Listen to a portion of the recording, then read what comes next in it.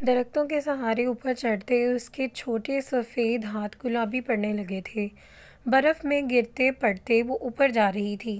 اس نے ہمیشہ سے دیکھا تھا کہ اپنے بابا کو یہاں سے اوپر آتے ہوئے وہ خوش تھی، وہ بہت خوش تھی۔ کیوں؟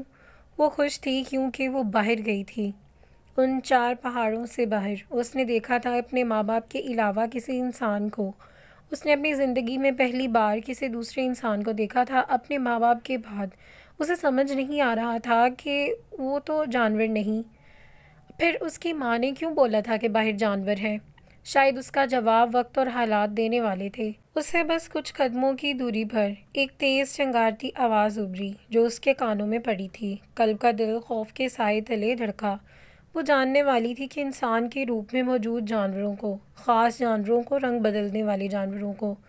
وہ چوٹی پر پہنچی تھی۔ وہ 17 سال سے ان پہاڑوں کے درمیان رہی تھی۔ وہاں کم از کم کچھ حد تک سروائیو کرنا وہ سیکھ چکی تھی۔ اور پھر برف باری تو اس سال ہوئی تھی۔ اس کی خاص دعا پر وہ خوش تھی۔ وہ تیزی سے اوپر گئی تھی۔ وہ آواز وہ اسے پہچان گئی تھی۔ وہ تیز رائفل سے گولی نکالنے کی آواز تھی۔ اس کے بابا کے پاس تھی رائفل۔ قلب نے ننھا گلابی ہاتھ سر پر مارا، یعنی پھر سے اس کے بابا اس کے لیے کسی چھوٹے دوست کو مار کر لائے ہیں۔ وہ تیزی سے جا رہی تھی۔ درخت کی خوردری سطح اس کے گلابی ہاتھ پر بے ساختہ لگی۔ تیز خارش کے ساتھ خون کی ننھی بوندیں بھی خارج ہوئی تھیں۔ اس کے آنکھوں میں پانی سمایا تھا، لیکن وہ چل رہی تھی اپنے چھوٹے دوستوں کو بچانے کے لیے، وہ ان وائٹ چھوٹے بیئر کو بچانے کے لیے جو بابا نے بچا کر سنبھال کر اس نے رکھے تھے۔ وہ چوٹی پر پہنچی تھی۔ قدم آگے بڑھانے وہ پھسلی۔ اس کے لبوں پر مسکراہٹ پھیلی تھی، درد کو بھلا دینے والی مسکراہٹ۔ اس کے چمڑے کے بوٹ میں قید قدم لکڑی کے بنے ہوئے گھر کی طرف تھے۔ آہ! ایک لڑکھڑاش چیخ، دل دہلا دینے والی چیخ۔ قدم وہیں ٹھہر گئے۔ وہ آواز وہ اس کی ماں کی آواز تھی۔ وہ پہچان سکتی تھی۔ وہ 2 پل ساکت ہو گئی جب ایک کالے کپڑوں میں ملبوس آدمی اس کی ماں کو بالوں سے پکڑتے گھسیٹتے ہوئے باہر لایا تھا۔ اس کی ماں کے سر سے خون بہہ رہا تھا۔ وہ اس کے پیچھے ہی کوئی اس کے بابا کے بازو گھسیٹے گھر سے باہر لایا تھا، جو ادھمری حالت میں اس کے ناک اور سر سے بے تحاشا خون بہہ رہا تھا، جو سفید برف بہت کسی سرخ پانی کی طرح معلوم ہو رہا تھا۔ اس کی آنکھیں پھیل گئیں۔ وہ چھوٹی لڑکی، وہ ننھی برف کی شہزادی، ساکت تھی۔ زبان سے لفظ نکلنے سے انکاری تھے۔ اس کی ماں کی دوسری لڑکھڑاش چیخ فضا میں گونجی تھی جب اس آدمی نے اس کی ماں کے بال کھینچتے اسے برف پر گرا دیا تھا۔ اس کی آنکھوں کے سامنے پانی کی پریت چڑھی، پھر گہری ہوئی۔ اس نے پلکیں جھپکیں تو وہ پانی اس کے رخساروں پر گرا۔ مما! وہ پوری قوت سے چیخی، اتنی شدت سے کہ سر پر بندھی پٹی کے پار سر میں درد کی شدید لہر دوڑی۔ بابا! وہ پھر سے چیخی۔ اس کی چیخ پر 4 پہاڑوں میں قید ہو گئی۔ اس نے دیکھا اس کے باپ کی ٹانگ سے خون بہہ رہا ہے۔ سفید برف سرخ ہو گئی اور اس میں ایک آدمی نے رائفل سے دوسری بلٹ بھی اس کے باپ کی دوسری ٹانگ میں ماری تھی، لیکن وہ حیران تھی کہ پتہ ہے کس چیز کی وہ چیخے نہیں تھے۔ کیوں وہ چیخے نہیں تھے؟ ان کی بیٹی ان کے سامنے کھڑی رو رہی تھی کہ ان کی بیٹی کا سانس اٹک رہا تھا۔ وہ چیخے نہیں تھے کہ اپنے درد کو اس پر بیان کرتے اسے مارنا نہیں چاہتے تھے۔ وہ باپ تھے اس شہزادی کے۔ وہ مرتے ہوئے بھی اس کے غم میں نہیں دیکھنا چاہتے تھے۔ ماما! بابا! وہ پاگلوں کی طرح بھاگی ان کی طرف۔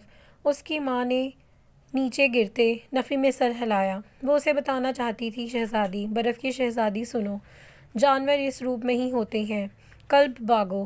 اس کی ماں نے ہمت جمع کر کے پھر وہ تیز آواز میں چلائی، اتنی تیز آواز میں کہ اس کے منہ سے خون بہا تھا، اندر کے زخموں نے ابال مارا تھا۔ وہ ماں تھی، درندوں کے ہاتھ لگتے کہاں دیکھ سکتی تھی اپنی بیٹی کو۔ قلب کے قدم تھم گئے۔ وہ بہتی آنکھوں کے ساتھ ماں باپ کو دیکھنے لگی تھی۔ اس کا سر خود بخود نفی میں ہل گیا تھا۔ قلب بھاگو بیٹا! ان میں سے ایک آدمی اس کی جانب بھاگا تھا۔ اس کے مرتے باپ نے بیٹی کو دیکھتے بلند آواز میں کہا تھا۔ وہ اذیت ناک لمحہ تھا، اتنا اذیت ناک کہ دیکھنے والوں کی روح کانپ جاتی۔ پاس کھڑے آدمی نے جوتے کی نوک اس کے باپ کے منہ پر رکھی اور اس کو دبایا۔ بابا! وہ چیخ پڑی تھی۔ دل پہلی بار اس شخص کو مارنے کا ہوا تھا، پہلی بار قلب کے دل میں کسی کو ختم کرنے کی چاہ پیدا ہوئی تھی، پہلی بار معصوم دل نے کچھ غلط کرنے کا سوچا تھا۔ قلب بھاگو! اس نے بہتی آنکھوں کے ساتھ ماں کو دیکھا، ان کی آنکھوں میں دیکھا، قلب کا دل کیا کہ دل پھٹ جائے۔ قلب کو احساس ہوا ماں کے قدموں میں جنت کیوں ہوتی ہے، خدا نے ماں کو کیوں بنایا ہے۔ اس نے ماں کی آنکھوں میں ٹوٹتی امید دیکھی، ماں کی آنکھوں میں دیکھا جہاں اس کی حفاظت کی دعائیں تھیں، اور پھر اپنی جانب بڑھتے اس آدمی کو دیکھا۔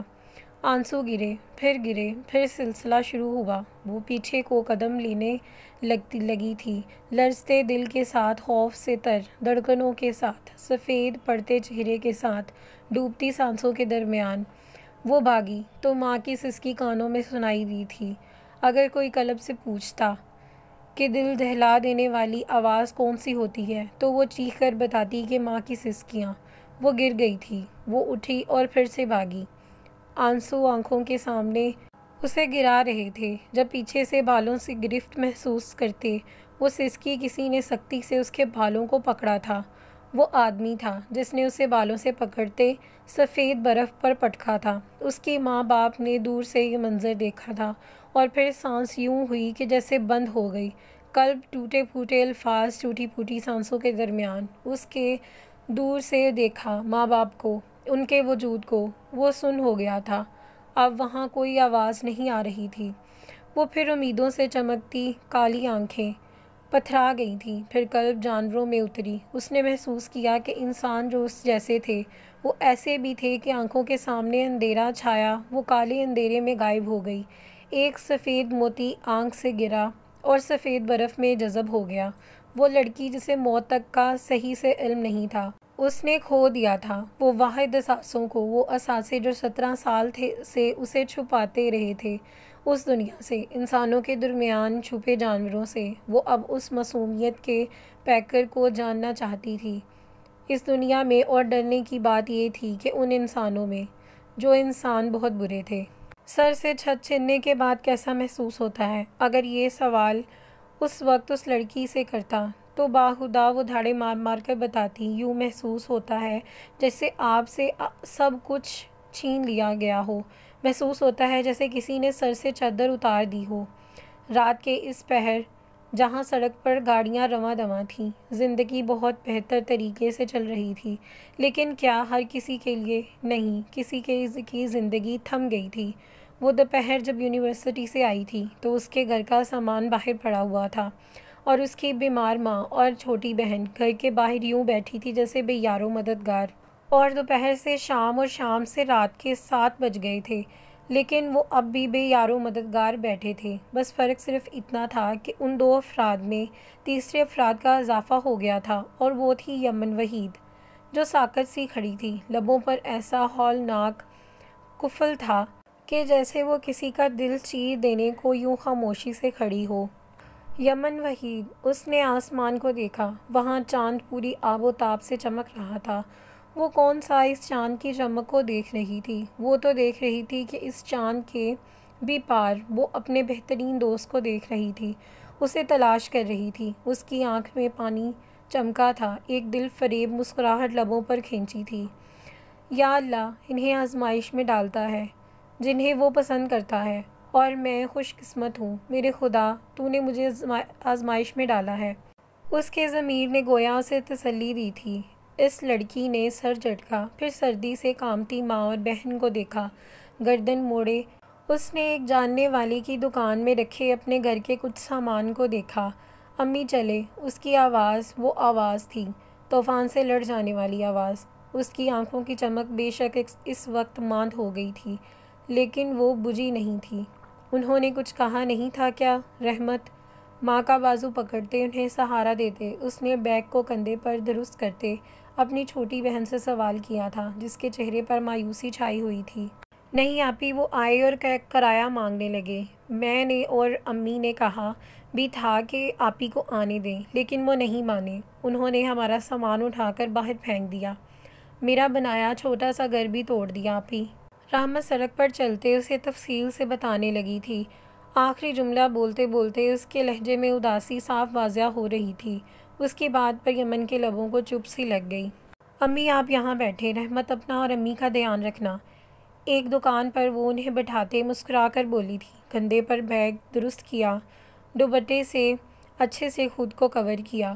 وہ اب ٹوٹی جوتی کے ساتھ چلنے لگی تھی۔ قدموں میں تیزی آئی تھی۔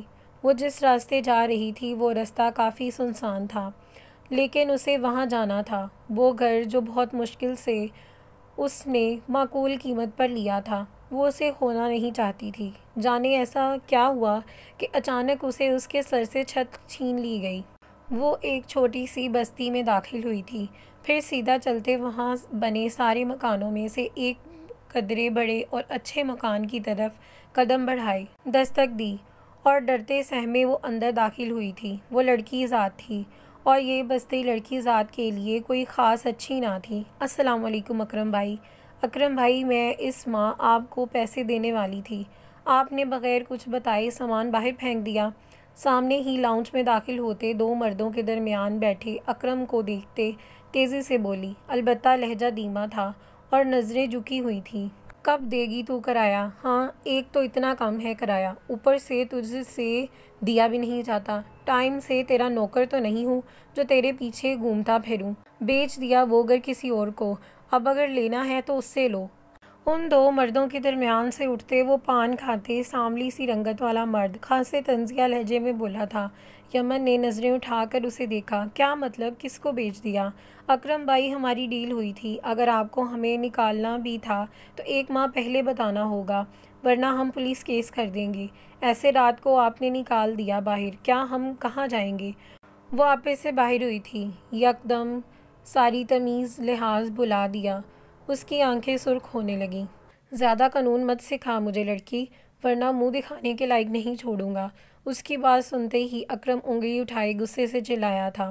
یمن وحید ڈر کے مارے پیچھے اچھلی تھی، جب اچانک کندھوں پر گرفت محسوس کرتے وہ تیزی سے پیچھے مڑی۔ اس کی کالی آنکھیں حیرت سے پھیلیں، وہ پھر ان پھیلی آنکھوں میں غصے کی سرخی چھا گئی۔ وہ مغرور شخص سامنے کھڑا تھا، بالکل اس کے پاس، اس کی بے حد قریب، کہ یمن وحید کے حواس اس کے جسم سے اٹھنے والی مہک سے سلگ گئے تھے۔ تمہاری آنکھیں تمہیں مشکل میں ڈالیں گی۔ بائیں آنکھ دباتے وہ اس کے کندھوں پر گرفت سخت کرتے مدھم سر لہجے میں بولا تھا۔ یمن وحید کا سانس اٹکا، اس نے پلکیں جھپکائیں اور پھر دوسری نظر اس پر نفرت سے ڈالی۔ وہ سمجھ کیوں نہیں پائی کہ اگر یمن وحید پر مشکل آ رہی ہے تو اس کے پیچھے ایک ہی انسان ہو سکتا ہے، جاذب کمال۔ میں نے گھر انہیں بیچ دیا ہے، تم ان سے بات کر لو اگر یہ کرائے پر چڑھانا چاہتے ہیں تو۔ مکان تو میرا، سر نہ کھاؤ اور جاؤ میرے گھر سے۔ جاذب کمال کی گارڈ نے پیسوں کا بیگ لیتے اکرم کا لہجہ بیزاری لیے ہوئے تھا۔ یمن نے نفرت سے اس شخص کو دیکھا جس کے لبوں پر اب طنزیہ مسکراہٹ تھی۔ یمن وحید کا دل اس کا منہ نوچنے کو گلی کے کتوں کے آگے اس طرح ڈالنے کو کر رہا تھا۔ تو مس غریب، کیسا لگ رہا ہے زبان چلانے کے بعد بے گھر ہونے تک کا سفر؟ اس کے کندھوں سے ہاتھ ہٹاتے اس نے ایک سخت نظر اپنے پاس کھڑے گارڈ پر ڈالی اور پھر دوسری طنزیہ نظر یمن وحید پر۔ تم اس قدر گھٹیا ہو میں سوچ نہیں سکتی تھی، وہ بمشکل بولی تھی۔ اس کا دل کیا وہ روئے، خوب روئے۔ اس شخص کو ذرا افسوس نہیں تھا اپنے کیے پر۔ یمن کی کالی آنکھوں میں حیرت ابھری تھی۔ اب سوچ لو، تمہارے پاس تو وقت ہی وقت ہوگا نا۔ آئی برو اچکاتے وہ طنزیہ مسکراہٹ سجائے بولا۔ اس کی آنکھیں چمکتی مقابل کھڑی لڑکی کو زہر لگ رہی تھیں جب وہ اس کے اس بے بسی پر لطف اندوز ہو رہا تھا۔ تمہاری لڑائی مجھ سے ہے نا؟ میری ماں، میری بہن رات کے اس وقت باہر بیٹھی ہیں، تم میں ذرا سی انسانیت نہیں ہے؟ یمن کے چہرے پر اب بھی حیرت تھی، جیسے اسے جاذب کمال سے اس قسم کے عمل کی توقع نہ تھی، اور یمن وحید نے ابھی جاذب کمال کو جانا ہی کتنا تھا، وہ اس سے اس قسم کی اعمال کی توقع نہ رکھتی۔ زبان بہت چل رہی تھی نا تمہاری میری ماں کے خلاف، اب کھول کے دکھاؤ اپنی زبان۔ اس کی کالی آنکھیں پل میں سرخ ہو گئی تھیں، جبڑے بیچے اور دانت کچکاتے سختی سے اس کا منہ دبوچے گھرایا تھا، یوں جیسے آگ کا شعلہ ہو۔ بہت بکواس کر رہی تھی نا تم؟ اب پتہ چلا اوقات سے باہر بکواس کرنے کا انجام کیا ہوتا ہے۔ اس کے نازک چہرے میں انگلیاں مضبوطی سے گاڑے وہ شدید تیش میں بولا تھا۔ یمن کو اپنے چہرے میں شدید درد بھری ٹیسیں اٹھتی محسوس ہوئی تھیں۔ درد اتنا تھا کہ کالی آنکھوں سے آنسو بے ساختہ جاری ہوئے تھے۔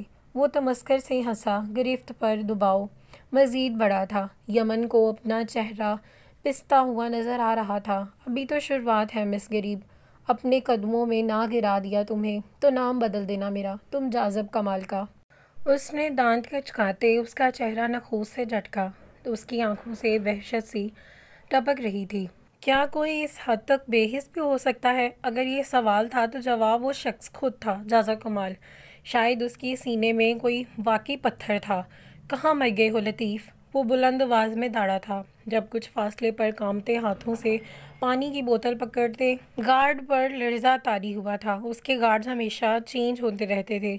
وجہ اس کا اس قدر غصہ کرنا تھا جو کسی کو اپنے پاس پٹکنے نہیں دیتا تھا۔ اس نے گردن گھماتے قہر بھری نظر سے گارڈ کو دیکھا تھا جو مشکل سے سانس لیتے اس کے غصے سے تنے چہرے کو دیکھ رہا تھا۔ پھر بڑھا اور پانی کی بوتل جاذب کمال تک بڑھائی۔ اس نے ایک سخت نظر لطیف پر ڈالی تھی جس پر اس نے خاص آدمی آصف نے تیزی سے پانی کی بوتل لطیف سے لیتے ڈھکن کھولتے اس کے ہاتھ میں پانی گرایا۔ اس نے ایک اس طرح نظر یمن وحید پر ڈالی تھی وہ پھر ہاتھ دھونے لگا۔ یمن کا چہرہ توہین کی شدت سے سرخ ہوا اور چند پل اسے دیکھتی رہی، وہ شخص جو بے حس تھا۔ ویسے بھی تم جیسی واہیات لڑکیوں کو گھر کی چھت کی کیا ضرورت ہے؟ جو یہاں تک آ سکتی ہے وہ کہاں کہاں تک گئی ہوگی؟ وہ بولا تو لہجہ مذاق اڑاتا تھا۔ اس کا اس قدر تمسخر سے حقارت تھی۔ اس کی آنکھوں میں یمن وحید کو اپنے کانوں سے دھوئیں نکلتے محسوس ہوئے۔ وہ کتنے غلط اور گھٹیا الفاظ بول رہا تھا۔ یمن وحید کی حیرت سے بھرپور آنکھوں نے اب غصے کی سرخی چھا چکی تھی۔ چٹاک اس کا نازک ہاتھ پوری قوت کے ساتھ جاذب کمال کے چہرے پر چھاپ چھوڑ چکا تھا۔ وہ سخت غصے سے اسے دیکھ رہی تھی جبکہ اس کی اس سنگین حرکت پر جاذب کمال نے لال وحشی نظریں اٹھا کر اسے گھورا۔ غصے سے ماتھے پر تیوری پڑ گئی۔ بے شک تمہاری اوقات مجھ سے زیادہ ہوگی جاذب کمال، لیکن تمہاری سوچ اتنی ہی گھٹیا ہے جتنی تمہاری اوقات وسیع۔ آنکھوں میں شعلے بھرے اور لفظوں سے مقابل کو آگ چند منٹوں میں لگا دی گئی اور اس کا لہجہ تیز تھا اور الفاظ سخت۔ جاذب کمال نے شعلہ بار نظروں سے اسے دیکھا۔ You dam! اس نے سختی سے پاس موجود پلر پر ہاتھ مارا۔ اس کا ہاتھ بری طرح سرخ ہوا تھا۔ شدید غصے سے اس کی گردن کی نسیں ابھری تھیں، کن پٹیاں بری طرح سے سلگ رہی تھیں۔ یمن وحید کا سانس حلق میں اٹکا تھا۔ وہ خوف کے مارے 2 قدم پیچھے ہوئی تھی۔ تمہیں جلد پتہ چل جائے گا میری سوچ اور میری اوقات کا۔ لب بیچے وہ انگلی اٹھائے حد سے زیادہ ابھرتے تیش کو قابو کرتے بولا۔ اس کی کالی آنکھیں سرخ ہوتی عجیب قسم کا منظر دے رہی تھیں۔ یمن کا دل ان آنکھوں میں دیکھتے خوف سے ڈوبا تھا۔ اسے لگا وہ پھر سے کچھ غلط بول گئی ہے۔ غلط نہیں، شدید غلط۔ وہ شخص کروفر سے آگے بڑھ کر یمن وحید کی زندگی تباہی کی طرف سے لے جا رہا تھا۔ شروعات کرتے ہیں۔ وہ ڈیٹ تھا۔ شاید ڈیٹ لفظ اس کے لیے بہت چھوٹا تھا۔ یمن کی آنکھوں میں پانی تیر رہا تھا۔ اس نے گہرا سانس بھرا۔ تو کیا اگر جاذب کمال انا پرست تھا، ڈیٹ تھا، مقابل تو یمن وحید تھی جو طوفان سے لڑ جانے والی تھی۔ وہ اس مکان سے باہر نکل گئی تھی۔ اب اس گلی میں کئی مرد ایک دوسرے سے قہقہے لگا کر بات کر رہے تھے۔ اس کے جسم میں خوف سا پھیلا تھا۔ اس نے قدموں کی رفتار کو تیز کیا تھا۔ وہ نہیں جانتی تھی کہ وہ اب کہاں جائے گی اپنی فیملی کو لے کر، لیکن یہ طے تھا کہ یمن وحید جاذب کمال کے آگے ہرگز نہیں جھکے گی۔ وہ اس کی انا کو تسکین نہیں دے گی، ہرگز اس کے سامنے پیش نہیں ہوگی۔ اس کے ساتھ ہماری قسط نمبر 9 کا اختتام ہوتا ہے۔ انشاءاللہ ملتے ہیں نیکسٹ قسط کے ساتھ۔ دعاؤں میں یاد رکھے گا۔ اللہ حافظ۔